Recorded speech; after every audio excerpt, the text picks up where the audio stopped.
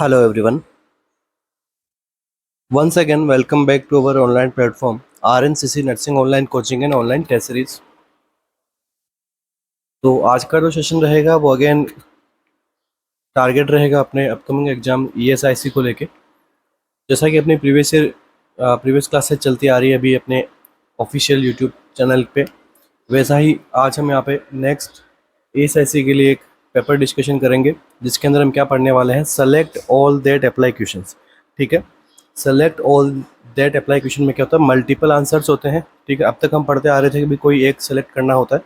अभी क्या हो सकता है कि अपने ESIC के अंदर सेलेक्ट ऑल दैट अप्लाई के MCQs हमें देखने को मिले, तो उसको भी हम यहाँ पे कैसे सोल्व करना है, क्या करना है, किस प्रकार से हम उसको करेक्ट आंसर सेलेक्ट कर सकते हैं, वो सब चीज़ें हम यहाँ पे देखेंगे, उनको सोल्व करेंगे।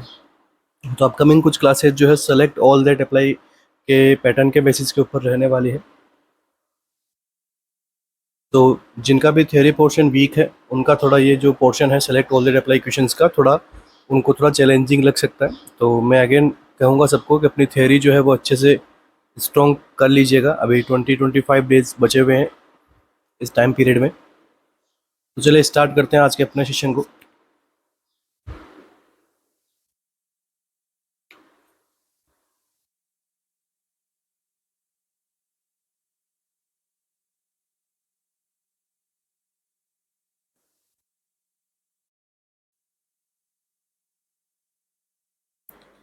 Which is true regarding pre menstrual dysphoric disorder. तो प्री मेंस्ट्रुअल डिस्फोरिक डिसऑर्डर का यहाँ पे कौन से स्टेटमेंट यहाँ पे ट्रू होंगे? सीवियर डिप्रेस मूड होगा, pain ceases at the onset of menses, depression में continue after menstrual period, anti depressant is given for treatment, या फिर ई ऑप्शन में क्या है, pain ceases after menses is over. तो PMDD के अंदर प्री मेंस्ट्रुअल डिस्फोरिक डिसऑर्डर के अंदर कौन से स्टेटमेंट जो है ट्रू होंगे?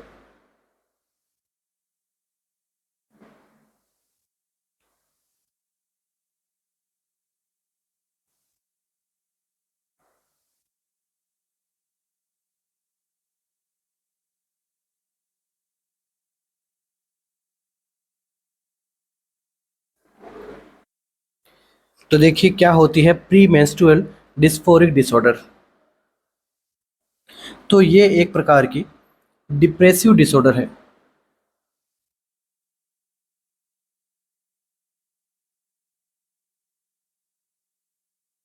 जो कि इस कंडीशन में क्या होता है, मूड चेंजेस होते हैं कब? मेंस्ट्रुअल साइकिल के टाइम पे। तो इस कंडीशन में क्या कहते हैं, प्री मेंस्ट्रुअल डिस्फोरिक डिसऑर्डर। तो इसमें क्या होता है कि पेशेंट का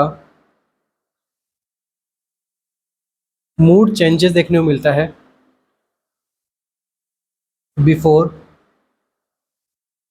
1 वीक ऑफ मेंसेस। तो इस कंडीशन को क्या कहा, प्री मेंस्ट्रुअल। समझ में आ गया यहाँ तक? नेक्स्ट, और ये जो सिम्टम्स है ये after 1 week of menstrual cycle क्या हो जाते हैं, सबसाइड। तो ये जो कंडीशन है क्या होती है, PMDD।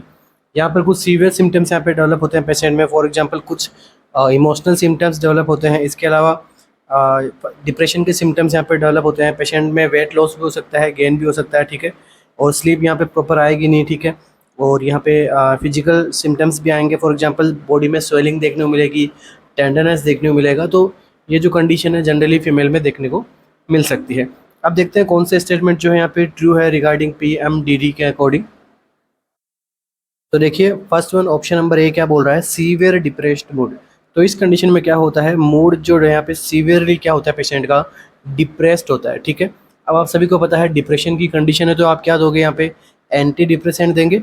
नेक्स्ट देखिए, anti depressant is given for the treatment. इस कंडीशन में हम क्या देंगे, इसको ट्रीटमेंट के लिए एंटी डिप्रेसेंट देंगे। अब MCQ जो बनता है वो बनता है कि कौन से टाइप के एंटी डिप्रेसेंट दोगे आप, तो आंसर क्या रहेगा, SSRI। ठीक है, सेलेक्टिव सेरोटोनिन रीअपटेक इनहिबिटर्स यहाँ पे ड्रग प्रोवाइड करवाते हैं। नेक्स्ट देखिए ऑप्शन क्या है, pain ceases after menses is over. जब यहाँ पे मेंसेस ओवर हो जाता है उसके बाद में जो है धीरे धीरे जो है यहाँ पे पेशेंट को जो पेन भी है वो भी यहाँ पे क्या है धीरे धीरे कम होने लगता है। तो यहाँ पे ऑप्शन कौन कौन से करेक्ट हो गए अपने, ऑप्शन ए, डी और ई। ठीक है, तीनों ऑप्शंस क्या है यहाँ पे करेक्ट आंसर होंगे। डिजीज कंडीशन कौन सी है, PMDD। नेक्स्ट MCQ अपना,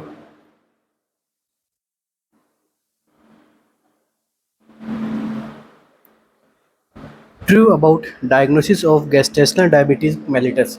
तो कौन से स्टेटमेंट यहाँ पे ट्रू होंगे, अगर हमें क्या करना होगा, डायग्नोसिस करना होगा GDM का, गेस्टेशनल डायबिटिक मेलिटस का।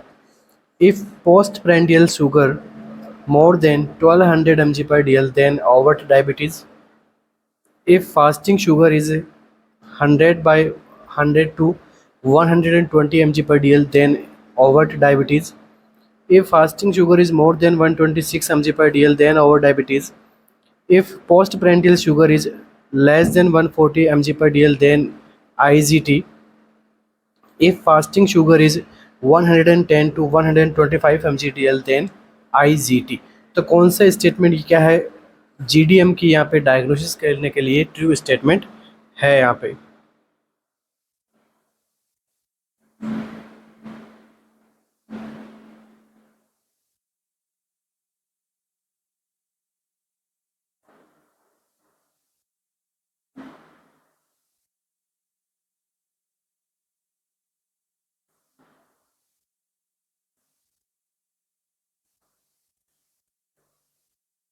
तो देखिए जनरली दो टाइप की डायबिटीज़ हम यहाँ पे पढ़ते हैं प्रेगनेंसी के अंदर। First one is overt diabetes.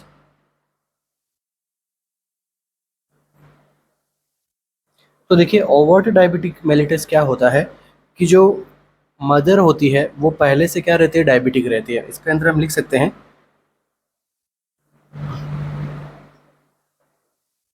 Diabetic female has conceived. कि पहले से वो मदर क्या थी, डायबिटिक थी, उसने फिर क्या किया, बेबी कंसीव किया। ठीक है, अब अगर ये डायबिटिक मदर यहाँ पे कंसीव करेगी तो इसका मतलब यहाँ पे ब्लड शुगर लेवल जो होगा इसका,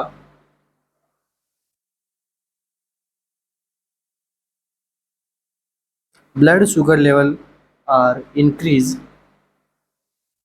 फ्रॉम डे 1। ठीक है, तो यहाँ पे प्रेगनेंसी के फर्स्ट डे से क्या रहेगा, इसके अंदर ब्लड शुगर लेवल यहाँ पे इंक्रीज रहेगा फर्स्ट डे ऑफ प्रेगनेंसी। अब इसकी वजह से क्या होगा, free radicals are formed from day 1। अब यहाँ पे मदर के अंदर क्या होंगे, फ्री रेडिकल्स बनने शुरू हो जाएंगे डे 1 से ही। अब ये क्या कोज करते हैं, congenital malformation in baby, increase congenital malformation in babies. तो ये हो गई क्या, ओवर्ट डायबिटीज़। अब आपसे यहाँ पे देखो ऑप्शन में ओवर्ट डायबिटीज़ के खूब सारे ऑप्शंस मिले हैं। तो क्या वो स्टेटमेंट ट्रू है ओवर्ट डायबिटीज़ के रिगार्डिंग, क्योंकि हम क्या पढ़ रहे हैं, डायबिटिक मेलिटस इन प्रेगनेंसी। तो प्रेगनेंसी में दो टाइप की डायबिटीज़ देखने को मिलती है, एक होती है ओवर्ट डायबिटीज़, सेकेंड वन जो डायबिटीज़ होती है वो है गेस्टेशनल डायबिटीज़।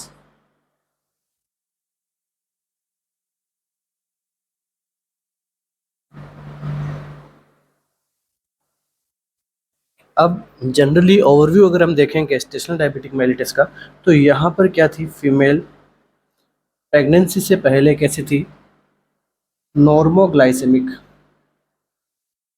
ठीक है, प्रेगनेंसी से पहले फीमेल कैसी थी, नॉर्मोग्लाइसेमिक, मतलब ग्लूकोज का लेवल जो क्या था, एकदम नॉर्मल था। अब ये जो गेस्टेशनल डायबिटीज़ का यहाँ पे एक्सेसिव कब होती है, गेस्टेशनल डायबिटीज़ कौन से टाइम पे होती है, तो यहाँ पे हम लिख सकते हैं, MCQ भी पूछते हैं इसका, ब्लड ग्लूकोज लेवल जो है वो इंक्रीज देखने को मिलता है कब, 24 से 28 वीक आफ्टर यहाँ पे जो है मदर में, मतलब सेकेंड ट्राइमेस्टर लास्ट से थर्ड ट्राइमेस्टर जो शुरू होता है, स्पेशली थर्ड ट्राइमेस्टर का हम कह सकते हैं यहाँ पे कि जो थर्ड ट्राइमेस्टर जो शुरू होता है उसके अंदर जो है फीमेल के अंदर ब्लड ग्लूकोज का लेवल जो है सबसे ज़्यादा देखने को मिलता है डायबिटिक गेस्टेशनल डायबिटिक मेलिटस वाली कंडीशन में, जिसकी वजह से ऐसी फीमेल्स में जो फ्री रेडिकल्स यहाँ पे डेवलप होंगे वो लेट होंगे।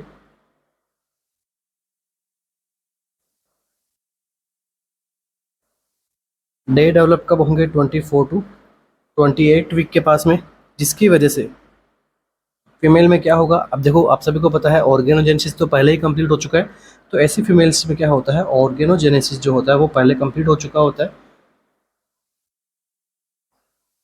जिसकी वजह से यहाँ पे नो कंजेनाइटल डिफेक्ट।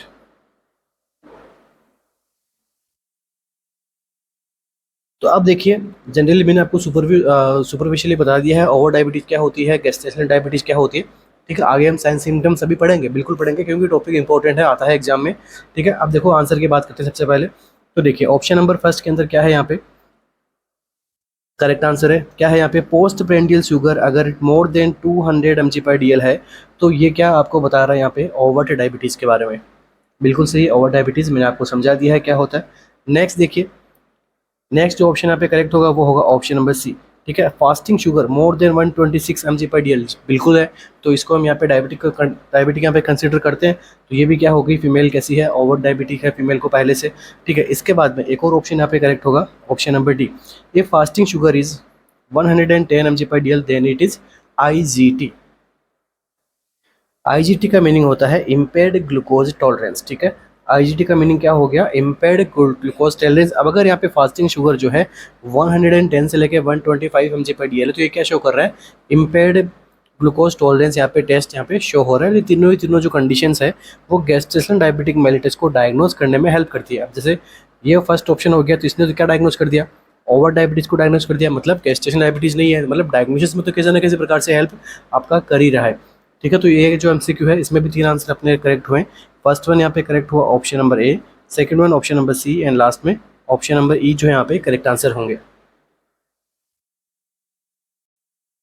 इसके अलावा और कौन से सिम्टम्स होते हैं यहाँ पे, जैसे पॉलीडिप्सिया हो गया, पॉलीयूरिया होगा। ठीक है, वेट लॉस होता है डायबिटिक वाले पेशेंट के अंदर। ठीक है, फास्टिंग ब्लड शुगर यहाँ पे ज़्यादा होती है 125 से। ठीक है, ये सारी सारी कंडीशंस किसकी होती है, ओवर डायबिटीज़ के अंदर। ठीक है,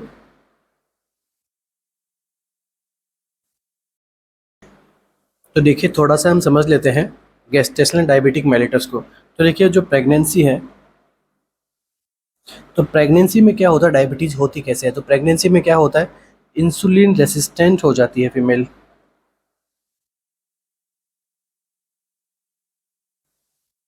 अब इंसुलिन कहाँ से सिक्रेशन होता है, कैसे काम करता है, ठीक है, पैंक्रियाटिक बीटा सेल से होता है, सब चीज़ें होती है, वो अपन यहाँ पे नॉर्मल एमएसएन के टॉपिक में पढ़ेंगे। बट यहाँ पे क्या देख रहे हैं, डायबिटिक, यहाँ पे गेस्टेशनल डायबिटिक मेलिटस के बारे में थोड़ा सा देख रहे हैं कैसे है। तो नॉर्मली क्या होता है, प्रेगनेंसी में इंसुलिन रेसिस्टेंट हो जाता है, जिसकी वजह से जो है ग्लूकोज जो है वो सेल के अंदर नहीं जाता है। Glucose doesn't enter into cells. अब यहाँ पे क्या होगा, हाइपरग्लाइसीमिया। ठीक है, और ये हाइपरग्लाइसीमिया, इसे हम क्या कहेंगे, गेस्टेशनल डायबिटीज मेलिटस, क्योंकि हाइपरग्लाइसीमिया हो रहा है। अब देखिए एमसीक्यू बनता है कि इंसुलिन रेसिस्टेंस तो हुआ यहाँ पे प्रेगनेंसी में, इसका मेन कोज क्या है, इसका जो मेन कोज है वो है ह्यूमन प्लेसेंटल लैक्टोजन हार्मोन।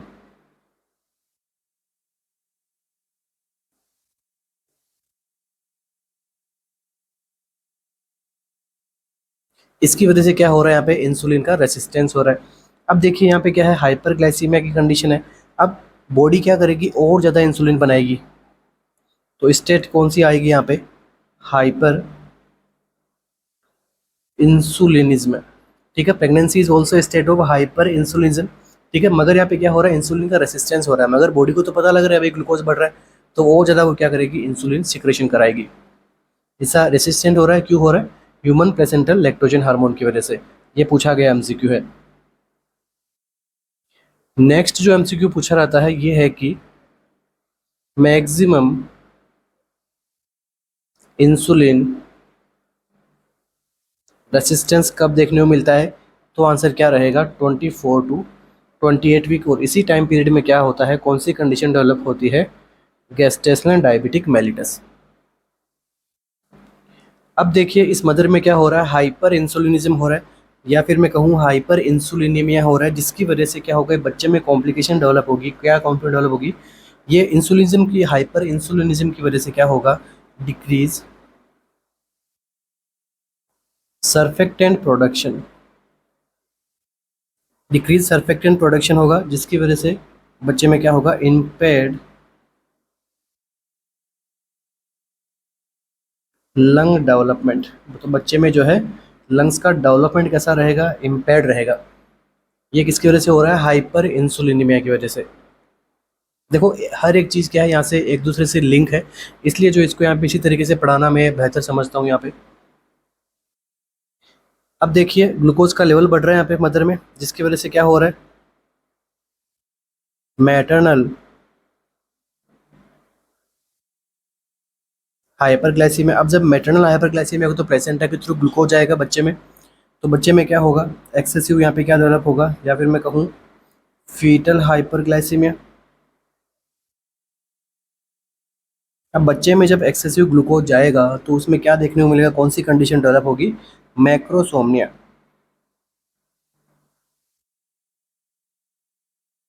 ये इंपॉर्टेंट है कि भाई गेस्टेशनल डायबिटीज़ मदर वाले, जो गेस्टेशनल डायबिटिक मदर होती है, ठीक है, उसके अंदर बच्चों बच्चों में जो है मैक्रोसोमिया क्यों होता है, या फिर बच्चों में जो है कैसा अपीयरेंस देखने को मिलता है, तो मैक्रोसोमिया देखने को मिलता है। बर्थ वेट जो होता है वो मोर देन 90 परसेंटाइल से ज़्यादा देखने को मिलता है।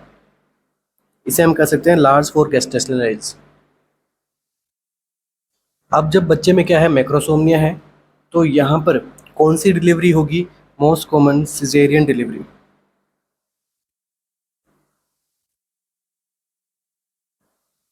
सिजेरियन डिलीवरी की जो रिस्क है वो यहाँ पे क्या हो जाएगी, इंक्रीज हो जाएगी। और साथ में क्या रहेगा, शोल्डर डिस्टोसिया हो सकता है, जो हम पढ़ ही रहे हैं अभी लास्ट के कुछ दोनों क्लासेस से। मैटरनल ट्रॉमा हो रहा है, लेसरेशन हो सकता है, हीमेटोमा बन सकता है, ठीक है, फीटल बर्थ एक्सपैक्सिया हो सकता है, ब्रेकियल प्लेक्सस इंजरी हो सकती है, जस्ट बिकॉज ऑफ मैक्रोसोमिया। ये सारी कंडीशंस यहाँ पे डेवलप हो सकती है। इसके अलावा मैंने आपको बता दिया कि रेस्पिरेटरी डिस्ट्रेस वाले सिम्टम्स डेवलप होंगे, ठीक है। और आफ्टर डिलीवरी बच्चे में क्या देखने को मिलेगा, यहाँ पे हाइपोग्लाइसीमिया, क्योंकि इमीडिएट उसका जो है ग्लूकोज कंजप्शन तो बेबी का बढ़ा हुआ रहेगा, क्योंकि मदर से खूब सारा ग्लूकोज आ रहा था। बट आफ्टर डिलीवरी बच्चे में क्या रहेगा, हाइपोग्लाइसीमिया की कॉम्प्लिकेशन डेवलप हो सकती है। नेक्स्ट देखिए, ऐसे बच्चों में क्या होगा, साथ साथ में एक कंडीशन और डेवलप होती है, क्या, इंक्रीज इरिथ्रोपोइसिस। तो इरिथ्रोपोइसिस की कंडीशन यहाँ पे डेवलप हो रही है, जिसकी वजह से कंडीशन क्या डेवलप होगी, पॉलीसाइथेमिया। ब्लड कैसा रहेगा, हाइपर विस्कोसिटी।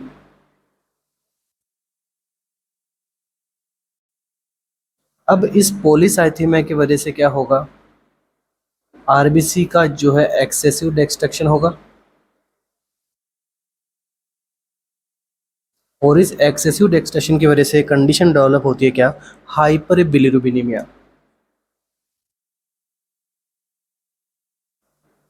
तो इन मदर के बच्चों में क्या देखने को मिलेगा, हाइपर बिलिरुबिनीमिया की कंडीशन देखने को मिलती है, और साथ में स्टिल बर्थ की रिस्क भी बढ़ जाती है।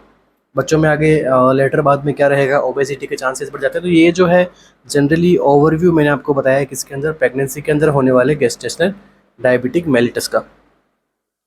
तो ओवर डायबिटीज़ क्या होती है, गेस्ट्रल डायबिटिक मेलिटस क्या होती है, ये हमने यहाँ पे सुपरफिशियली समझा है। अब देखिए, अब इसको ओवरकम करने के लिए ड्रग दी जाएगी फॉर श्योर। तो ड्रग ऑफ चॉइस फॉर, हम लिख सकते हैं यहाँ पे drug of choice for diabetic mellitus in pregnancy. कौन सी यहाँ पे ड्रग ऑफ चॉइस रहेगी, आंसर इज इंसुलिन। अब हम क्या करेंगे ऐसी कंडीशन में, ओरल हाइपोग्लाइसेमिक एजेंट को हम यहाँ पे नहीं देंगे। क्यों क्यों नहीं देंगे, क्योंकि ये क्या कोज करेगा, प्लेसेंटल बैरियर को कोज करेगा, और फीटस के अंदर क्या कराएगा, हाइपोग्लाइसीमिया कोज कराएगा। इसलिए यहाँ पे ओरल हाइपोग्लाइसेमिक एजेंट को क्या करना है, आपको प्रोवाइड नहीं करना है। अब बट अगर आपको देनी ही हो, हाइपोग्लाइसेमिक ड्रग देनी ही हो अगर आपको प्रेगनेंसी के अंदर, तो कौन सी दोगे, मेटफॉर्मिन, ठीक है। तो मेटफॉर्मिन यहाँ पे दे सकते हैं, मगर फिर भी बेस्ट ड्रग कौन सी मानी जाएगी, इंसुलिन यहाँ पे बेस्ट ड्रग ऑफ चॉइस माना जाएगा। नेक्स्ट एमसीक्यू अपना जो बनता है एग्जाम में, देखो मैं यहाँ पे जो एमसीक्यू लिखवा रहा हूँ ये प्रीवियस ईयर के एमसीक्यू लिखवा रहा हूँ मैं, ठीक है, क्योंकि सोल्व करवाने का अभी टाइम है नहीं, क्योंकि अब ये टॉपिक ही अपना चल रहा है, ठीक है। अब इसमें इस एक एमसीक्यू को यहाँ पे मैंने 1 मिनट के अंदर सोल्व करवा दिया इसको, ड्रग ऑफ चॉइस। अब इसके बारे में मैं 4 ऑप्शन आपको बताता, फिर मैं आपको यहाँ पे करेक्ट करवाता। इससे अच्छा मैं आपको साथ में बता रहा हूँ, ताकि एक तो टाइम कम लगता है और मैं मल्टीपल एमसीक्यूज में आपको बता देता हूँ। तो नेक्स्ट जो एमसीक्यू बनता है कि कंजेनाइटल माल फॉर्मेशन, तो कंजेनाइटल माल फॉर्मेशन देखना है ड्यू टू डायबिटिक मेलिटस, तो कौन सा टेस्ट करना होगा मदर में? HbA1c test. उससे हम पता लग जाएगा कि मदर में क्या है, डायबिटिक मेलिटस है कि नहीं है, गैस्ट्रल डायबिटिक मेलिटस है कि नहीं है। इसके अलावा और क्या कर सकते हैं अपन यहाँ पे, USG कर सकते हैं, ठीक है। और क्या करेंगे, एनोमली स्कैन कर सकते हैं। ये सारे हम क्या करेंगे, टेस्ट यहाँ पे परफॉर्म करवाएंगे। मोस्ट कॉमन सिस्टम कौन सा अफेक्ट होता है, तो कार्डियोवैस्कुलर सिस्टम यहाँ पे मोस्ट कॉमन अफेक्ट होगा, ठीक है। उसके बाद में सेकंड वन होगा जो होगा central nervous system, diabetic mellitus से। मोस्ट कॉमन कंजेनाइटल प्रॉब्लम कौन सी होगी?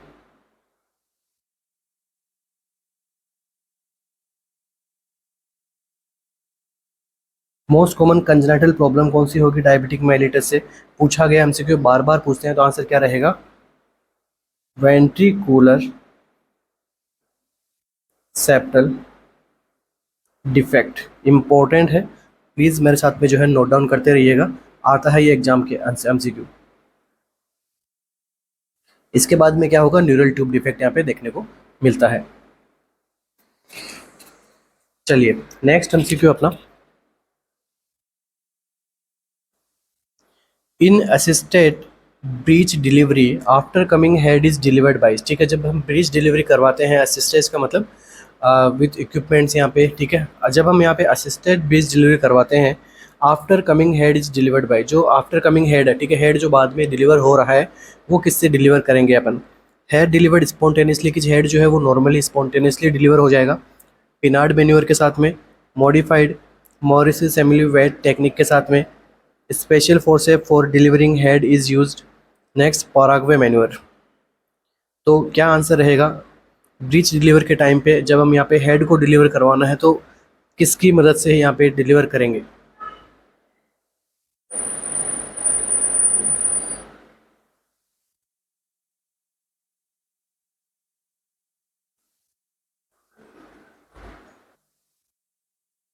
तो देखिए, ब्रीच डिलीवरी के बारे में हमने लास्ट क्लास में पढ़ा था। अब आपसे पूछा गया कि हेड की डिलीवरी कैसे करेंगे, तो यहाँ पे अपने जो आंसर्स रहने वाले हैं वो रहेगा, सबसे पहले आंसर जो रहेगा वो रहेगा option number C, modified Mauriceau Smellie Veit technique. जो ठीक है, ये जो टेक्निक है ये हम यहाँ पे हेड को डिलीवर करने में काम में ली जाती है। एक प्रकार से हम कह सकते हैं कि ये क्या है, मेन्योर है। इसके बाद में काम में ली जाने वाली टेक्निक क्या है, ऑप्शन नंबर डी, ठीक है, स्पेशल फोर्सेप्स होती है, ठीक है, जो हम यहाँ पे हेड को डिलीवर करते हैं। नेक्स्ट एक मेन्योर होता है, पराग्वे मेन्योर, ठीक है। इसमें क्या होता है, एक हाथ से क्या करते हैं, बेबी के लिम्ब को यहाँ पे पकड़ते हैं, दूसरा वो दूसरे हाथ से क्या करते हैं, बेबी को जो है टर्न बैक करते हैं वापस मैटरनल प्यूबिस की साइड में, फिर जो है हेड को यहाँ पे ऑटोमेटिकली बाहर आ जाता है। तो ये जो तीनों ऑप्शंस है ये यहाँ पे करेक्ट ऑप्शंस होंगे अपने यहाँ पे हेड को डिलीवर करवाना है ब्रीच डिलीवरी में। नेक्स्ट आगे बढ़ने से पहले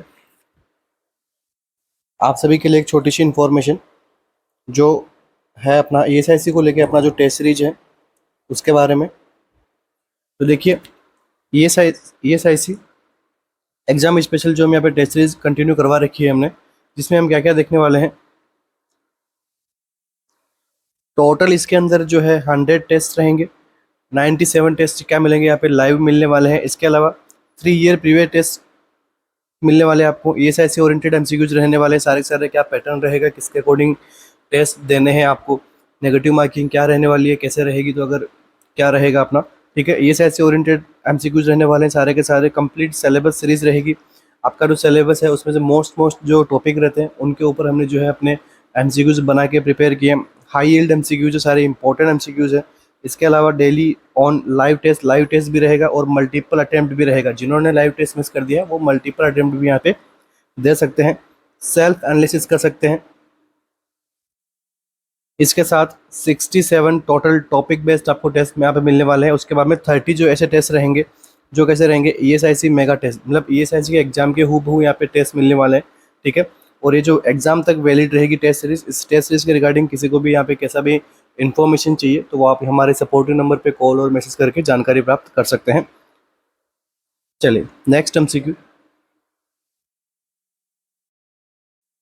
इसी के साथ में RNCC की ओर से जो है 30 मॉडल टेस्ट पेपर भी जो है यहाँ पे बनाए गए हैं, ठीक है। RNCC जो है ESIC एग्जाम स्पेशल जो है 30 मॉडल टेस्ट पेपर भी है यहाँ पे इंक्लूड किए गए हैं। तो जो भी स्टूडेंट्स को यहाँ पे एनरोल करना है वो हमारे ऑफिशियल ऐप को डाउनलोड कर सकते हैं गूगल प्ले स्टोर से, या फिर नीचे दिए गए लिंक से, आप यहाँ पे डिस्क्रिप्शन में लिंक दिया गया, वहाँ से आप जो है एप्लीकेशन को डाउनलोड कर सकते हैं। और एप्लीकेशन को डाउनलोड करने में रिगार्डिंग या फिर किसी प्रकार की क्वेरीज हो तो आप हमारे सपोर्ट नंबर पे कॉल और मैसेज कर सकते हैं।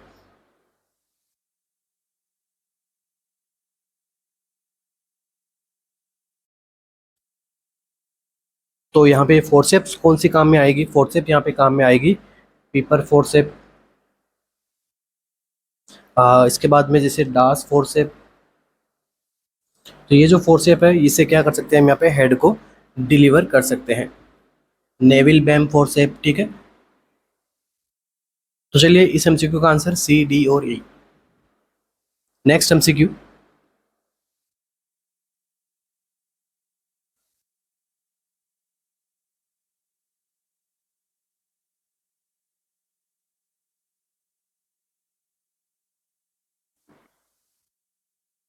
Screening test use in first trimester for aneuploidy, ठीक है। फर्स्ट ट्राइमेस्टर के अंदर हमें एन्यूप्लेडी का पता लगाना है, तो कौन कौन से स्क्रीनिंग टेस्ट हम यहाँ पे असेस करेंगे? तो PAPPA and estradiol, PAPPA and AFP, PAPPA and beta HCG, beta HCG and inhibin, next estradiol and AFP. तो एन्यूप्लेडी के बारे में पता लगाने के लिए कौन से हम यहाँ पे टेस्ट परफॉर्म करेंगे, तो वो भी स्पेशली कब? फर्स्ट ट्राइमेस्टर के अंदर।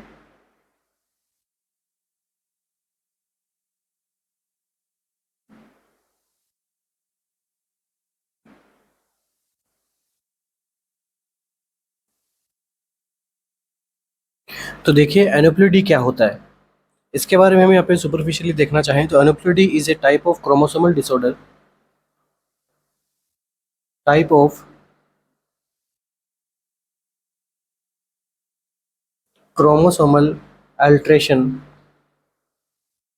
या फिर disorder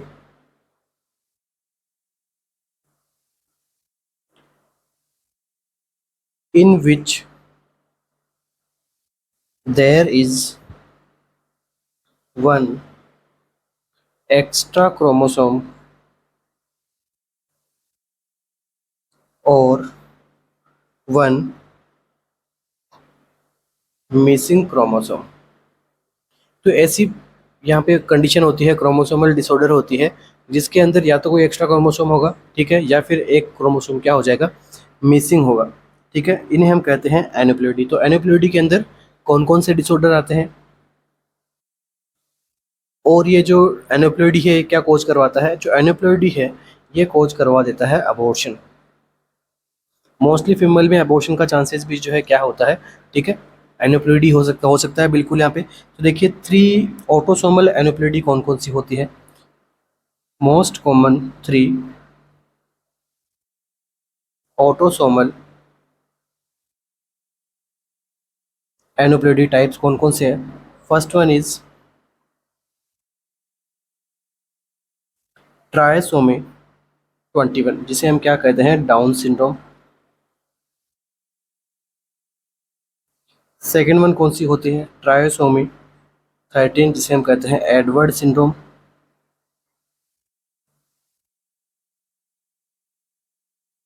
next trisomy sorry trisomy 13 को हम कहते हैं Patau syndrome.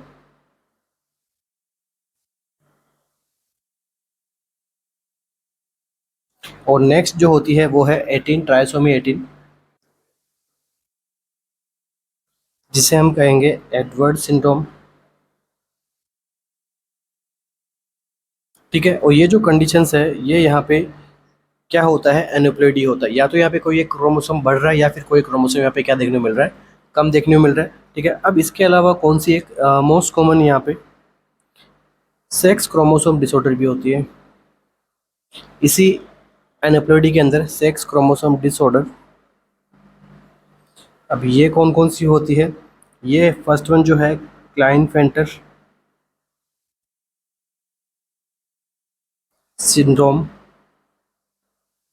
And second one होता है टर्नर सिंड्रोम, ठीक है। सेक्सुअल क्रोमोसोमल डिसऑर्डर, ठीक। अब ये सब होता है किसके अंदर? एन्यूप्लॉइडी के अंदर। अब आपसे पूछा क्या गया है कि स्क्रीनिंग टेस्ट करना है आपको इस एन्यूप्लॉइडी का, तो वो भी किसमें, फर्स्ट ट्राइमेस्टर के अंदर। तो कौन सा टेस्ट यहाँ पे यूज़फुल रहने वाला है? तो देखिए, पापा एंड एस्टिडियोल, पापा एंड एएफपी, पापा and beta RCG and inhibin, या फिर एस्टाडियोल एएफपी। अब इनको डायग्नोसिस करने के लिए देखो आपको कौन से टेस्ट यहाँ पे मोस्ट कॉमन काम में लेंगे? आंसर सी, पापा एंड बीटा एचसीजी। ये जो है यहाँ पे स्पेशली देखो फर्स्ट ट्राइमेस्टर का पूछा है आपसे एमसीक्यू में, और ये जो है आपके फर्स्ट ट्राइमेस्टर के अंदर ही बेस्ट डायग्नोसिस कर पाएंगे एन्यूप्लॉइडी का। नेक्स्ट देखिए डायग्नोसिस। तो डायग्नोसिस के अंदर क्या आएगा? First one, karyotyping analysis. अब इसके अंदर हम क्या करते हैं? कोरोनिक विले सैम्पलिंग करते हैं। कब करेंगे? तो 9 to 11 वीक्स के पास में, ठीक है। तो कोरोनिक विले सैम्पलिंग हमने पढ़ा ही था, ठीक है। इसके बाद में सेकंड वन हम यहाँ पे क्या करेंगे? एमनियोसेंटेसिस,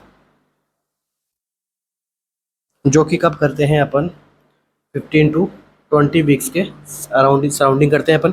फर्स्ट टाइमेस्टर में कभी नहीं करेंगे एमनियोसेंटेसिस, ये बात आप ध्यान में रखना। फर्स्ट टाइमेस्टर में कौन सी करते हैं? कोरोनिक विले सैम्पलिंग। ये तो हो गया कोरियोटाइपिक एनालिसिस के लिए। सेकंड वन होगा प्री नेटल स्क्रीनिंग,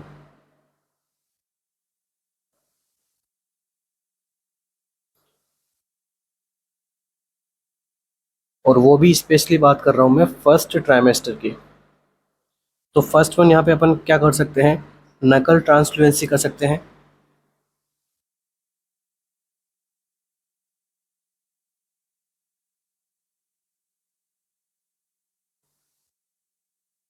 ठीक है, नकल ट्रांसफ्लुएंसी स्कैन कर सकते हैं। उसके बाद में सेकंड क्या करना है? पप्पा स्कैन कर सकते हैं and beta HCG serum hormone level assess कर सकते हैं। यही आपसे एमसीक्यू में पूछा गया था। अब अगर आपसे पूछ लेता यही एमसीक्यू कि सेकेंड ट्राइमेस्टर का बता दीजिए, तो सेकेंड ट्राइमेस्टर के अंदर हम क्या करते हैं? यहाँ पे क्वाड्रिपल टेस्ट, और क्या करते हैं? एएफपी लेवल, अल्फा पीटोप्रोटीन का यहाँ पे लेवल असेस करते हैं सीरम के अंदर। और क्या करते? बीटा एचसीजी का लेवल देखते। इसके अलावा और क्या हम असेस करते?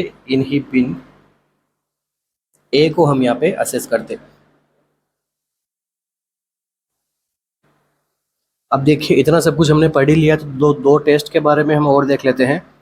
There is two type of test जिन्हें हम कहते हैं बायोकेमिकल टेस्ट।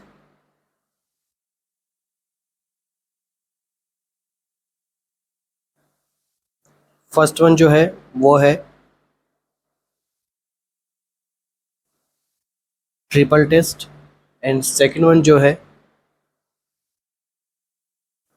Quadruple test.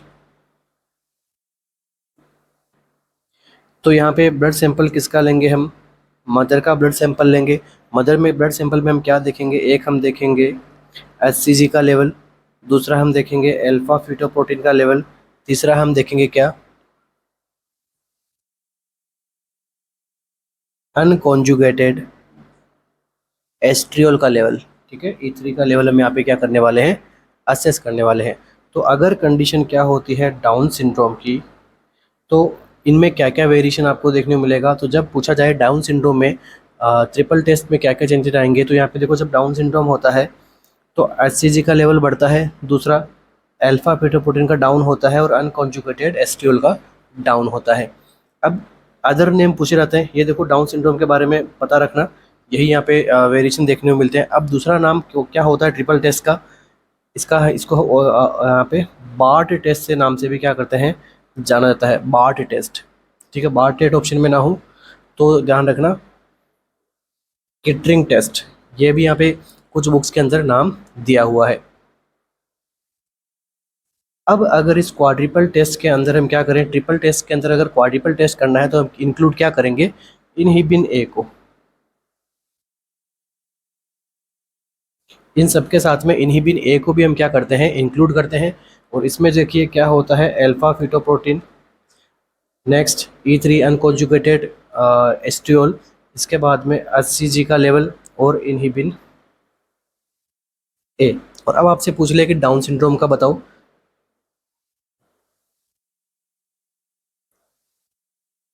तो यहाँ पर अल्फा फीटोप्रोटीन का लेवल कैसा होगा, सेम डिक्रीज होगा।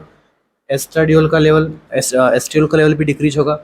नेक्स्ट एचसीजी का लेवल बढ़ेगा और इनहिबिन का लेवल भी यहाँ पे बढ़ेगा। तो ये किसको सजेस्ट करता है, डाउन सिंड्रोम को ये जो है सजेस्ट करता है। ठीक है, इसमें से मुझे आपको एक एमसीक्यू और बताना है। एमसीक्यू है, बेस्ट टाइम टू असेस नकल ट्रांसल्यूएंसी स्कैन। इसका जो है बेस्ट टाइम कब होता है, बेस्ट टाइम होता है इसका 11 टू 13 वीक्स के पास में पूछा गया एमसीक्यू है, इसलिए जैसे जैसे पढ़ाते जा रहा हूँ वैसे वैसे यहाँ पे जो एमसीक्यूज क्या हो रहे हैं, रिमेंबर हो रहे हैं। ठीक है, तो मोर देन 3 mm की अगर यहाँ पे आपको जो है स्कैन देखने को मिले तो ये क्या इंडिकेट करता है, इंडिकेट करता है डाउन सिंड्रोम हो सकता है, वहाँ पे टर्नर सिंड्रोम हो सकता है, कोई प्रकार के कार्डियक मालफॉर्मेशन यहाँ पे हो सकते हैं। ठीक है, चलिए नेक्स्ट एमसीक्यू अपना। तो यहाँ पे अपना जो आंसर क्या रहेगा, ऑप्शन नंबर सी अपना आंसर रहने वाला है, पापा एंड बीटा एचसीजी। तो यहाँ पे PAPPA का मतलब क्या हो गया, pregnancy associated plasma protein A. ठीक है, तो यहाँ पे क्या होगा, pregnancy associated plasma protein A को देखेंगे, और दूसरा बीटा एचसीजी का लेवल हम यहाँ पे असेस करने वाले हैं। नेक्स्ट एमसीक्यू,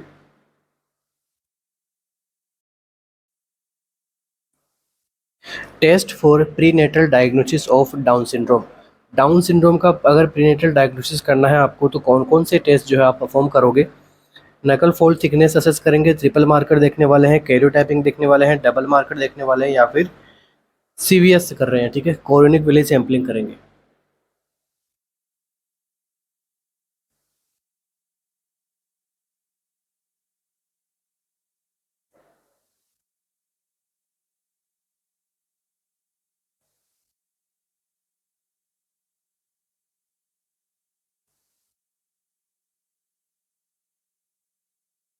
तो कौन कौन से यहाँ पे टेस्ट इंक्लूड करेंगे इस कंडीशन में, तो देखो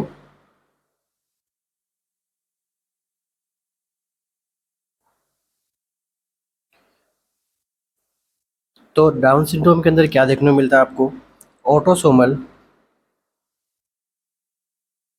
ट्रायोसोमी होती है यहाँ पे, किसका, क्रोमोसोम नंबर 21 का। It is the most common chromosomal abnormality। ये जो है मोस्ट कॉमन क्रोमोसोमल abnormality होती है, जिसकी वजह से बच्चों में क्या देखने को मिलता है, मेंटल रिटार्डेशन।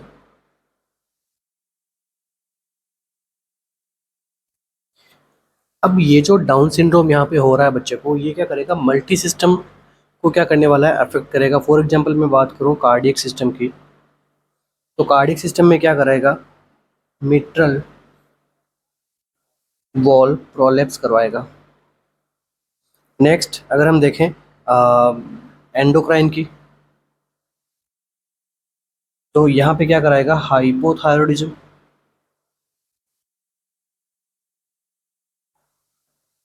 नेक्स्ट हम बात करें ओबेसिटी कोज कर सकता है। नेक्स्ट देखते हैं अपन गैस्ट्रो इंटेस्टाइनल। तो इस कंडीशन में ये क्या कोज कराता है, एक तो ये जो है ड्यूडेनल एट्रेशिया करवाता है। ठीक है, duodenal atresia and coeliac disease. Next genito urinary. तो जेनाइटो यूरिनरी के अंदर क्या करता है, ये क्रिप्टो ऑर्किडिज्म। तो ऐसे करके क्या करता है, ये मल्टी सिस्टम को डिफेक्ट करता है। जैसे हेमेटोलॉजिकल में हम बात करें तो वहाँ पर एनीमिया करवाता है, न्यूरोलॉजी में करें तो डिमेंशिया कोज करवाता है। ठीक है, रेस्पिरेटरी में करें तो ऑब्स्ट्रक्टिव एपनिया कोज करवाता है। ठीक है, नाइट टाइम में एपनिया कोज करवाता है। तो ये सब चीज़ें यहाँ पे डाउन सिंड्रोम के देखने को मिलती है। आपसे पूछा गया कि टेस्ट कौन कौन से करेंगे, तो टेस्ट के बारे में हमने लास्ट में पढ़ा है। एक तो नकल फोल्ड थिकनेस बिल्कुल करते हैं, ट्रिपल मार्कर बिल्कुल करते हैं, अभी मैंने आपको समझाया। कैरियोटाइपिंग भी करते हैं बिल्कुल, डबल मार्कर भी करते हैं। ठीक है, और सीवीएस भी करते हैं, कोरोनरी विलेज सैंपलिंग भी हम यहाँ पे परफॉर्म करते हैं। तो डबल मार्कर में क्या देखोगे आप, ठीक है, एचसीजी का लेवल देखो, पप्पा लेवल देखोगे, मतलब पप्पा क्या हो गया, pregnancy associated plasma protein A का लेवल डाउन होगा, एचसीजी का लेवल इंक्रीज देखने को मिलेगा। और स्किन फॉल थिकनेस जो है वो मोर देन 3 mm का यहाँ पे देखने को मिलता है डाउन सिंड्रोम के अंदर। इस एमसीक्यू का आंसर क्या रहेगा? और ए बी सी डी सारे के सारे आंसर यहाँ पे क्या है, यहाँ पे करेक्ट आंसर होने वाले हैं। तो कैरियोटाइपिंग में क्या करोगे? कोरोनिकली सैम्पलिंग करोगे और एमनियोसेंटेसिस करेंगे, जिसके बारे में मैं आपको लास्ट क्लास में पढ़ा चुका हूँ। नेक्स्ट एमसीक्यू,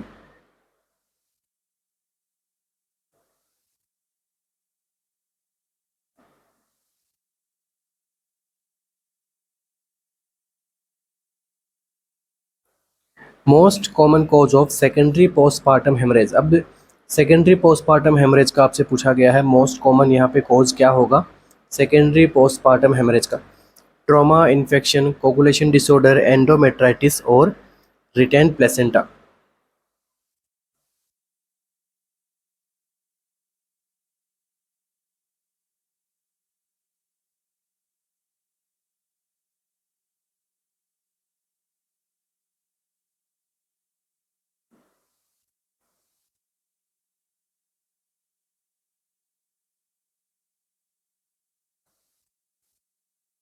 क्या आंसर रहेगा यहाँ पे? ट्रॉमा होगा इन्फेक्शन की वजह से, कोगुलेशन डिसऑर्डर की वजह से, एंडोमेट्राइटिस की वजह से, या फिर रिटेन प्लेसेंटा की वजह से, या फिर मल्टीपल आंसर्स भी हो सकते हैं, कोई एक आंसर भी हो सकता है।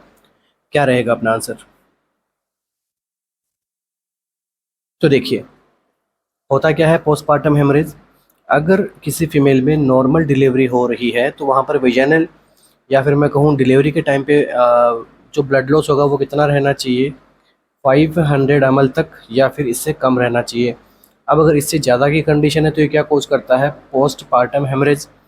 अगर किसी का सी सेक्शन किया गया है, सिजेरियन सेक्शन किया गया है, तो इस कंडीशन में कितना ब्लड हो सकता है? 1000 ml का ब्लड हो सकता है, फिर इससे कम होना चाहिए। अगर इससे ज़्यादा है तो ये क्या कोज कर सकता है? पोस्टपार्टम हेमरेज को, मतलब एक्सेसिव ब्लीडिंग रहेगा अपना। ठीक है, तो मोर देन, अगर वेजाइनल डिलीवरी है तो मोर देन 500 ml को हम यहाँ पे पोस्टपार्टम हेमरेज कहेंगे, और सिजेरियन डिलीवरी है तो मोर देन 1000 ml को हम क्या करेंगे यहाँ पे कंसिडर करेंगे, किसमें? पोस्टपार्टम हेमरेज में। और पोस्टपार्टम हेमरेज कब तक काउंट किया जाएगा, तो ये भी पता होना चाहिए। तो after delivery and up to 12 week of pregnancy तक जो है, अगर इस बीच में अगर ब्लीडिंग होती है, इसे हम क्या कहेंगे? पोस्टपार्टम हेमरेज को। नेक्स्ट देखिए, अब ये दो टाइप का होता है, जैसे आपको पूछा गया है यहाँ पे क्या सेकेंडरी, तो ऑब्वियस सी बात है ये क्या होगा? दो टाइप का होगा। फर्स्ट वन टाइप होता है primary and second one is secondary.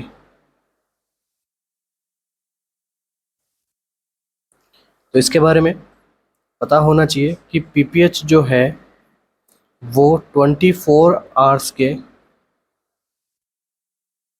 With in क्या हो गया? डेवलप हो जाता है। इसे हम कहते हैं प्राइमरी पीपीएच। अब प्राइमरी पीपीएच से एमसीक्यू क्या बनता है कि most common cause of primary PPH, answer is atonic uterus.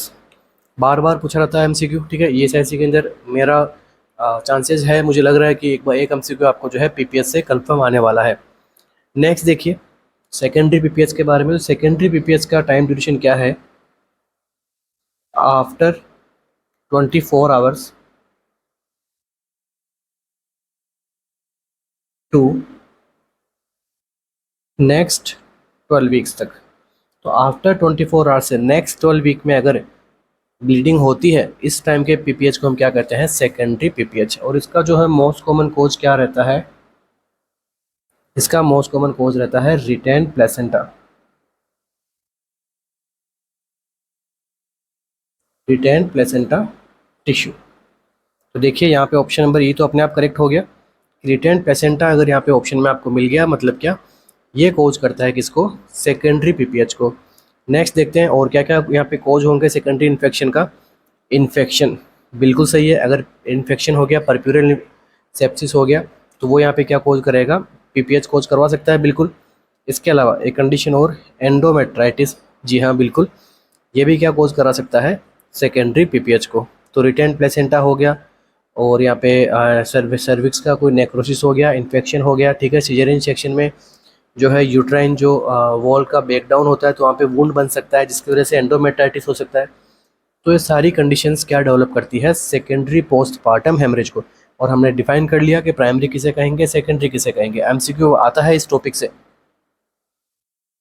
तो देखो आपसे अगर पूछ ले कि most common cause of PPH, normally पूछे, आपको ना तो प्राइमरी बताया है ना सेकेंडरी बताया, और आपको पूछे most common cause of PPH, answer क्या देना है, एटोनिक यूट्रस। आपसे पूछ ले सेकंड मोस्ट कॉमन कॉज बता दीजिए पीपीएच का, तो ये क्या होता है, ट्रॉमा। ठीक है, अगर आपको प्राइमरी सेकेंडरी नहीं पूछा तो मतलब वो एग्जामिनर किसके बारे में पूछ रहा है, प्राइमरी के बारे में पूछ रहा है। ये देखा गया रिसेंट एमसीक्यूज के अंदर जो एग्जाम में आए हैं, तो उनमें जो है इन्हीं को राइट माना है, तो उसके अकॉर्डिंग हम क्या कर रहे हैं, इसको करेक्ट मान रहे हैं। अब देखिए इसका मैनेजमेंट कैसे करेंगे, मतलब डीपली नहीं पढ़ाऊंगा, जस्ट यहाँ से एमसीक्यू आता है वही देखेंगे। तो मैनेजमेंट कैसे करेंगे, मैनेजमेंट करने के लिए फर्स्ट आपको ध्यान रखना है यूटेराइन मसाज के बारे में। हो सकता है मेरा यहाँ पे रिटर्न राइटिंग थोड़ी आपको छोटी लग रही है, ऑफ कोर्स लग रही है, बट क्या है, जल्दी से टॉपिक क्लियर करवाना होता है तो थोड़ा हैंड राइटिंग फास्ट करनी पड़ती है मुझे, जिससे जो है मैं यहाँ पे छोटा लिख पाता हूँ। ठीक है, तो इसके बारे में आप कंप्लेंट मत कीजिएगा, ठीक है, क्योंकि यहाँ पे क्या है, आप अच्छे से अगर अपने ईयरफोन्स लगा के बैठोगे तो आराम से एक एक चीज़ समझ में आएगी कि मैं यहाँ पे क्या लिखा रहा हूँ। ठीक है, तो प्लीज़ इसके बारे में आप ना ही बोलो तो बेहतर है। ठीक है, इस एक तो देखो आप जो है यूट्राइन मसाज कर सकते हो, इसके साथ में एक इंजेक्शन आता है, कौन सा, ट्रेनेक्सा। तो ट्रेनेक्सेमिक एसिड का नाम से इंजेक्शन आता है, वो हम यहाँ पे दे सकते हैं, इससे ब्लीडिंग डिक्रीज होगी। अगर अभी भी नहीं हुआ तो अब हम क्या दे सकते हैं, ऑक्सीटोसिन। ठीक है, ऑक्सीटोसिन हम यहाँ पे प्रोवाइड करवाते हैं, जिसकी वजह से क्या होगा, कॉन्ट्रैक्शंस आएंगे, ब्लीडिंग जो है डिक्रीज देखने को मिलेगी। अगर फिर भी नहीं हुआ, उसके बाद में लास्ट में क्या करते हैं, सर्जिकल अप्रोच करते हैं। फॉर एग्जांपल कोई रिटर्न पेशेंट है उसको बाहर निकालते हैं, ठीक है, या फिर कोई लेसरेशंस हो गया तो उसको यहाँ पे स्टिच करते हैं। तो एमसीक्यू अगर पूछा जाए कि फर्स्ट लाइन ऑफ ड्रग यहाँ पे पीपीएच के ट्रीटमेंट के अंदर WHO recommended first line of drug कौन सी है, आंसर क्या रहेगा, ऑक्सीटोसिन।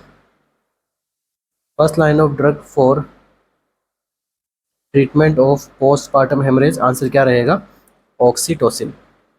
सेकेंड लाइन के बारे में पूछ ले आपसे कि सेकेंड लाइन चाहिए हमें तो ड्रग की, तो सेकेंड लाइन में क्या आएगा, मेथार्जिन एंड प्रोस्टाग्लैंडिन। ये भी दोनों पे ऑप्शन में नहीं है तो सिंट्रोमेट्रिन। ठीक है, ये सारी क्या है, सेकेंड लाइन यहाँ पे ड्रग मानी जाती है। नेक्स्ट पूछा जाता है कि ऑक्सीटोसिन यहाँ पे कितना देंगे, तो 40 इंटरनेशनल यूनिट यहाँ पे क्या रहती है, डोज रहती है। ठीक है, आईवी आईएम और आईवी इन्फ्यूजन कर सकते हैं। ठीक है, कभी इसको जो है बोलस जो है आप यहाँ पे नहीं प्रोवाइड करेंगे। ठीक है, बोलस कभी भी नहीं देना है। ठीक है, किसके साथ में देना है इसको, एनएस के साथ में दे सकते हो या फिर आरएल के साथ में हम इसको दे सकते हैं। नेक्स्ट जो यहाँ पे ड्रग काम में ली जाएगी वो है Maithil एर्गोमेट्रिन।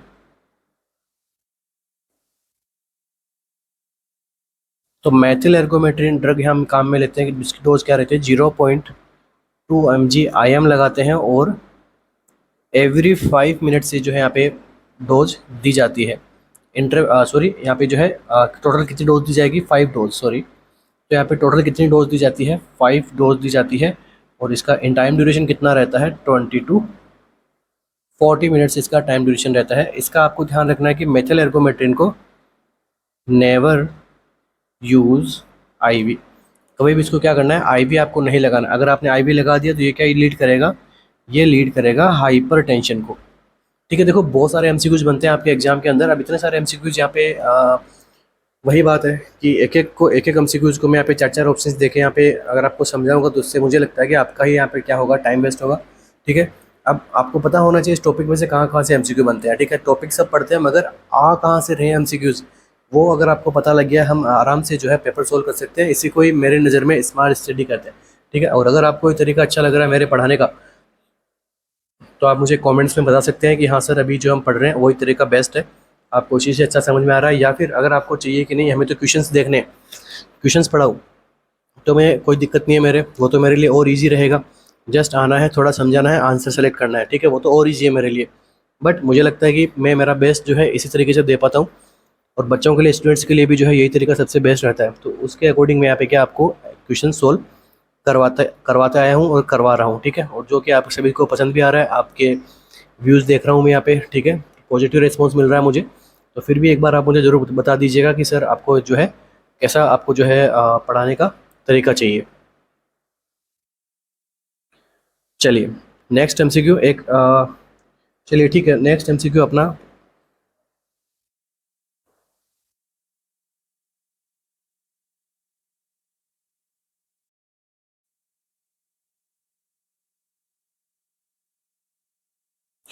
True about carcinoma of vulva is are. अब अगर वल्वा पे कार्सिनोमा हो रहा है तो इसके लिए कौन कौन से स्टेटमेंट जो है ट्रू है।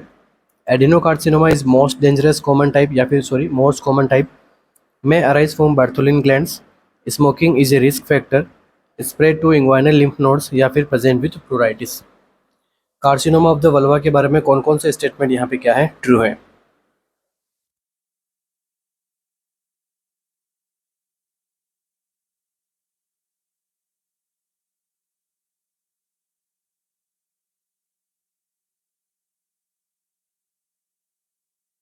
तो देखिए, कार्सिनोमा ऑफ द वल्वा यहाँ पे क्या है, most common type of cancer है, ठीक है। कौन सा, एडिनो कार्सिनोमा, ठीक है। ये यहाँ पे ऑप्शन क्या है, रॉन्ग है, ठीक है, रॉन्ग स्टेटमेंट है एक तरीके से, ठीक है। तो ये कोई किस कैसे टाइप का कैंसर है, it is the cancer usually, क्या आंसर रहेगा अपने यहाँ पे, squamous cell, squamous cell skin cancer है। और ये जो है मोस्ट कॉमन कब देखने को मिलता है, एल्डरली वुमेन्स के अंदर।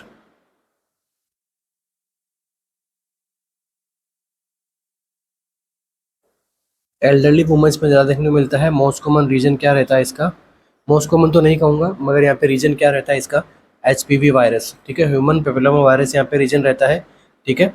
और यहाँ पे स्क्वामस सेल्स के अंदर क्या रहता है, हाइपरप्लेजिया होता है। सिगरेट स्मोकिंग, सिगरेट स्मोकिंग तो जो है वो फीमेल्स के लिए काफ़ी ज़्यादा डेंजरस रहती है, मैं कहता हूँ मेल से भी ज़्यादा डेंजरस रहती है फीमेल्स के लिए सिगरेट स्मोकिंग। तो अगर कोई फीमेल कर रही है तो आपको उसको एजुकेट करना है कि आपकी हेल्थ के लिए काफ़ी यहाँ पे हानिकारक हो सकती है ये, ठीक है। अब ये जो है डायरेक्टली एक्सपोजर से भी जो है कार्सिनोमा यहाँ पे जो है फैल सकता है, क्योंकि ये जो है एचपीवी अगर इसको कोज कर रहा है तो, ठीक है। हिमेटोजीनियसली भी फैल सकता है, स्प्रेड हो सकता है बॉडी के अंदर। और जो है इसका मोस्ट कॉमन स्प्रेड होने का रीजन, या फिर मैं कहूँ वे क्या रहता है इसका, इंग्वाइनल लिम्फ नोड से।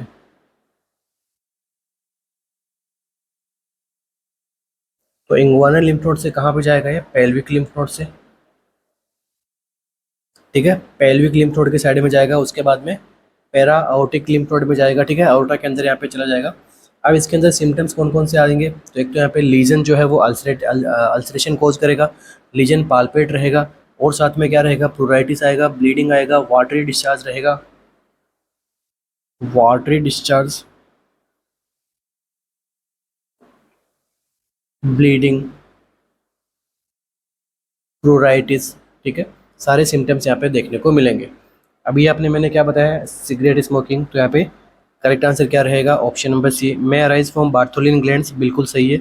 ये जो है बार्थोलिन ग्लैंड से जो है यहाँ पे अराइज होता है, अपीयर होना शुरू होता है। Spread to inguinal lymph nodes, spread यहाँ पे कैसे होता है, इंग्वानल लिम्फ नोड्स के थ्रू होता है। नेक्स्ट, प्रेजेंट विद प्लूराइटिस, यहाँ पे क्या होता है, प्लूराइटिस भी होता है। तो करेक्ट आंसर यहाँ पे क्या होने वाले हैं, बी, सी, डी और ई। तो देखो, ये जो मल्टीपल एमसीक्यूज मैं आपको सोल्व करवा रहा हूँ, इसका सबसे बड़ा एडवांटेज आपका क्या है कि आपके टॉपिक क्लियर हो रहे हैं, और ये टॉपिक वो हैं जो एग्जाम के लिए इंपॉर्टेंट है, ठीक है। अगर यहाँ से डायरेक्ट एमसीक्यू बनता है तो भी ठीक है, मल्टीपल एमसीक्यूज बन रहा है तो और अच्छी बात है, क्योंकि हम इसको क्या कर रहे हैं, सोल्व कर रहे हैं आराम से, कोई दिक्कत नहीं आने वाली है आपको। नेक्स्ट एमसीक्यू,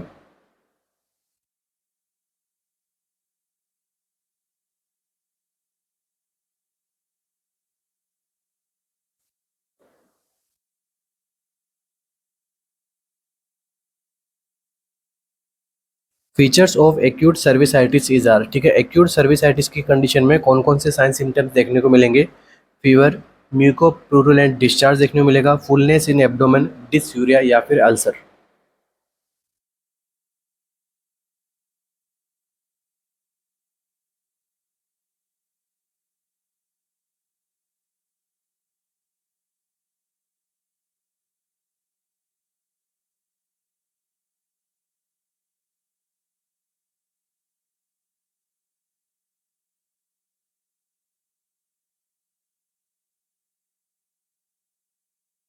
तो ये जो सर्विस के अंदर क्या होना, इन्फेक्शन होना, वो भी कैसा है, एक्यूट।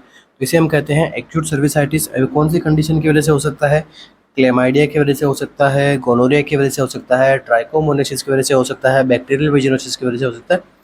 ठीक है, यहाँ पे जो है मल्टीपल थिंग्स यहाँ पे काम आते हैं, मल्टीपल रिस्क फैक्टर है इसको होने के।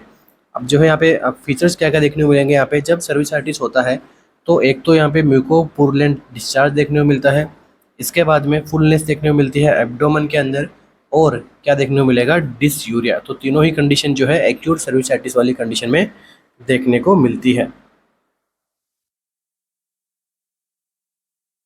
तो यहाँ पे क्या करेंगे, एंटीबायोटिक्स देंगे किसको, बोथ सेक्सुअल पार्टनर्स को। ठीक है, सिंगल जिसको हुआ है मैटरनल मदर को नहीं देंगे या फिर फीमेल को नहीं देंगे, बोथ सेक्सुअल पार्टनर्स को हम यहाँ पे प्रोवाइड करवाएंगे।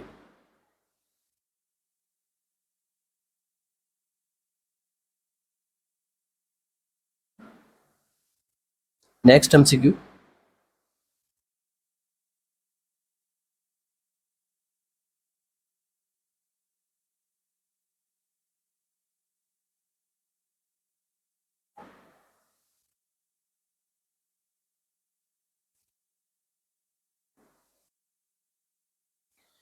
True about benign gestational ट्रोपोब्लास्टिक disease. अब बिनाइन गैस्ट्रेशनल ट्रोपोब्लास्टिक डिजीज के लिए कौन कौन से स्टेटमेंट्स यहाँ पे क्या है, ट्रू है।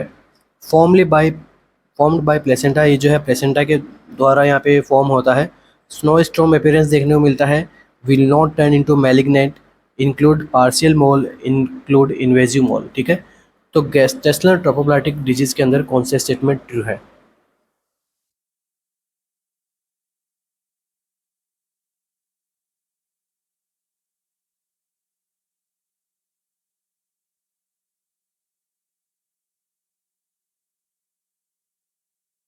तो ये जो कंडीशन है इसे हम क्या कहते हैं, मोलर प्रेगनेंसी।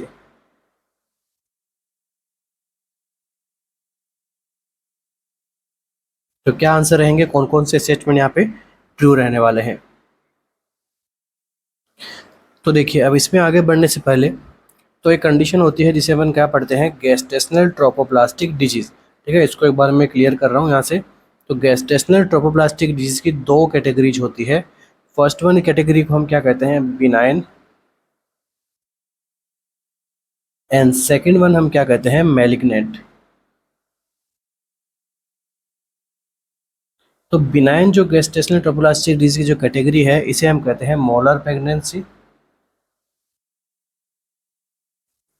और मैलिग्नेंट जब कंडीशन डेवलप होती है इसे अपन कहते हैं गैस्ट्रेशनल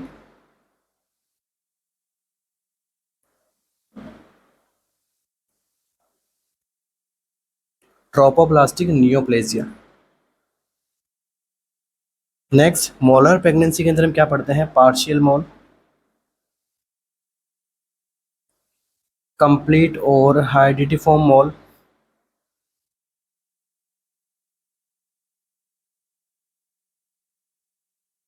या फिर वेसिकुलर मोल।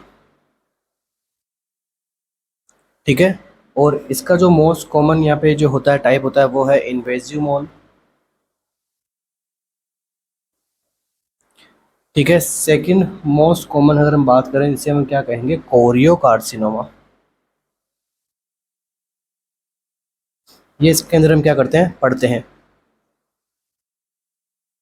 तो जो मैलिग्नेंट कंडीशन है, ठीक है, अब एमसीक्यू क्या पूछा जाता है कि जब मोलार प्रेगनेंसी के अंदर मैलिग्नेंसी आती है तो मोस्ट कॉमन टाइप का जो मोल बनता है इसे अपन क्या बोलेंगे, इन्वेजिव मोल।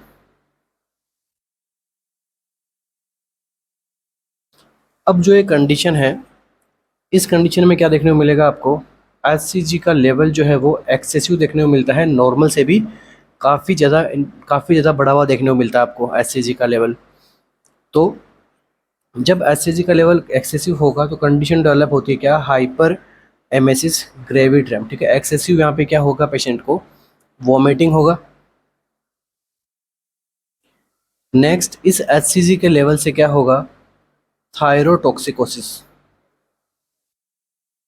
जिसकी वजह से क्लाइंट में सिम्टम कौन से डेवलप होंगे, स्ट्रॉम वाले, मतलब कौन से स्ट्रॉम, थायराइड स्ट्रॉम के सिम्टम्स डेवलप होंगे। ये जब एचसीजी इतना ज़्यादा बढ़ जाएगा, ठीक है, मोर देन 300 टाइम तक हो जाता है ये एचसीजी, तो ये एक सिस्ट बना लेता है। इस सिस्ट को हम क्या बोलेंगे, थीका ल्यूसिन सिस्ट। ठीक है, और ये कहाँ पे होती है, ओवेरी के अंदर। और इस जो मदर रहती है जिसको गैस्ट्रेशनल ट्रोपोब्लास्टिक डिजीज होती है, तो यहाँ पर मदर क्या करेगी, फर्स्ट ट्राइमेस्टर में इसको क्या होगा, ब्लीडिंग होगा। और ब्लीडिंग के साथ में ब्लीडिंग कैसी होगी, ग्रेप लाइक वेसिकल्स देखने को मिलेंगे ब्लीडिंग में। कैसे वेसिकल्स देखने को मिलेंगे, ग्रेप लाइक वेसिकल्स देखने को मिलेंगे। यूट्रस की हाइट जो है वो पीरियड ऑफ गेस्टेशन से ज़्यादा देखने को मिलेगी। ठीक है, एचसीजी काफ़ी हाई देखने को मिलेगा। और इस ग्रेप लाइक वेसिकल्स देखने को मिलेंगे, इसके साथ में अपीयरेंस कैसा देखने को मिलेगा, स्नो स्ट्रॉम अपीयरेंस। तो स्नो स्ट्रॉम अपीयरेंस कौन सी कंडीशन में देखने को मिलता है, तो गैस्ट्रेशनल ट्रोपोब्लास्टिक डिजीज की कंडीशन में देखने को मिलता है। अब यहाँ से एमसीक्यू बनता है क्या, मैनेजमेंट के बारे में। तो मैनेजमेंट ऑफ मॉलर प्रेगनेंसी, तो मॉलर प्रेगनेंसी का मैनेजमेंट ऑफ चॉइस क्या होगा, सक्शन इवाकुएशन। ये एमसीक्यू जो है बार बार पूछा गया है, ट्रिपल स्टार एमसीक्यू में लगा रहा हूँ इसको, बार बार पूछा था एमसीक्यू ये। और एक बात, जब यहाँ पे कोरियोकार्सिनोमा जो है, इसका यहाँ पे मोस्ट कॉमन कैंसर होता है यहाँ पे कोरियोकार्सिनोमा, ये कब डेवलप होता है, ठीक है, मोस्ट कॉमनली डेवलप कब होता है, मॉलर प्रेगनेंसी के बाद में। मतलब हेरिडिटी फॉर्म हो गया, मॉलर प्रेगनेंसी हो गया, इसके बाद में ये कंडीशन डेवलप होती है जब मैलिग्नेंट होता है। तो क्या होता है, कोरियोकार्सिनोमा। उस कोरियोकार्सिनोमा के अंदर कैसा अपीयरेंस देखने को मिलता है आपको, स्नो स्टॉर्म अपीयरेंस, जो कि मैंने आपको अभी बताया था। और अपीयरेंस किस में देखने को मिलेगा आपको, एक्सरे में। और किसका एक्सरे करोगे तो देखने को मिलेगा, आंसर क्या रहेगा, लंग्स का एक्सरे। तो लंग्स के जब आप एक्सरे करोगे तो वहाँ पे आपको क्या देखने को मिलेगा, स्नो स्टॉर्म अपीयरेंस देखने को मिलेगा साथ में। और आप यहाँ पे यूएसजी करोगे यूट्रस की, ठीक है, तो वहाँ पर भी आपको जो है स्नो स्टॉर्म अपीयरेंस देखने को मिलेगा यूएसजी के अंदर। लंग्स में क्यों देखने को मिलेगा, क्योंकि कोरियोकार्सिनोमा जो है वो मेटास्टेसिस कहाँ पे होता है, मोस्ट कॉमन लंग्स में। तो लिख लीजिए, most common site for metastasis, answer lungs. Treatment of choice क्या होगा यहाँ पे, कीमोथेरेपी। अगर कार्सिनोमा बन चुका है, तो कोरियोकार्सिनोमा हो चुका है तो कीमोथेरेपी यहाँ पे करवाना होगा। अब कोरियोकार्सिनोमा का यहाँ पे जो है ट्यूमर मार्कर क्या होता है,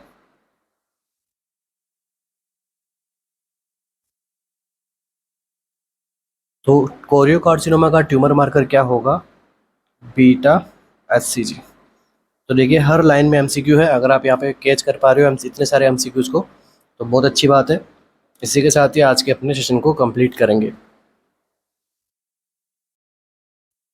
तो इसी के साथ ही आज की अपनी क्लास को कंप्लीट करेंगे। आशा करता हूँ वीडियो लेक्चर काफ़ी जो अच्छा लगा होगा आपको। थोड़ा अलग से एमसीक्यूज हमने यहाँ पे सोल्व करने की कोशिश की है, मल्टीपल आंसर्स के लिए हम यहाँ पे आज क्लास ली गई है। तो ऐसे एमसीक्यूज हम यहाँ पे आने वाली क्लासेस के लिए रखेंगे जो आपके ईएसआईसी के लिए काफ़ी इंपॉर्टेंट होने वाले हैं। ठीक है, तो अगर ऐसे एमसीक्यूज आते हैं अपने ईएसआईसी के अंदर तो ये आपके लिए काफ़ी हेल्पफुल रहेंगे, क्योंकि एटलीस्ट आपने इसकी जो है प्रैक्टिस कर रखी है, कैसे इसको सोल्व करना है, क्या हमारा अप्रोच रहना चाहिए। ठीक है, टॉपिक पढ़ा हुआ होना चाहिए, तभी इसको हम यहाँ पे सोल्व कर पाएंगे। नहीं तो कोई भी एक ऑप्शन आपने चूज़ नहीं किया या फिर कोई एक ऑप्शन आपने एक्स्ट्रा चूज़ कर लिया तो आपके आंसर क्या हो जाएंगे, रॉन्ग हो जाएंगे। तो टॉपिक अच्छे से समझ में आना चाहिए, हर एक टॉपिक को अच्छे से पढ़ना है आपको। ठीक है, थ्योरी अच्छे से अच्छी कर लीजिए। सिलेबस आप सभी को दिया हुआ है ईएसआईसी का, उसमें से सिलेबस से आपको कुछ भी नहीं छोड़ना है। ठीक है, और अगर आपको यहाँ पे क्लास अच्छी लग रही है तो लाइक शेयर एंड कमेंट यहाँ पे कर सकते हैं, सब्सक्राइब करके जाइएगा अगर कोई न्यू यहाँ पे आज हमारे साथ में ज्वाइन हुआ है तो wish you all the best. Thank you so much, मिलते हैं अपने नेक्स्ट सेशन में। Thank you.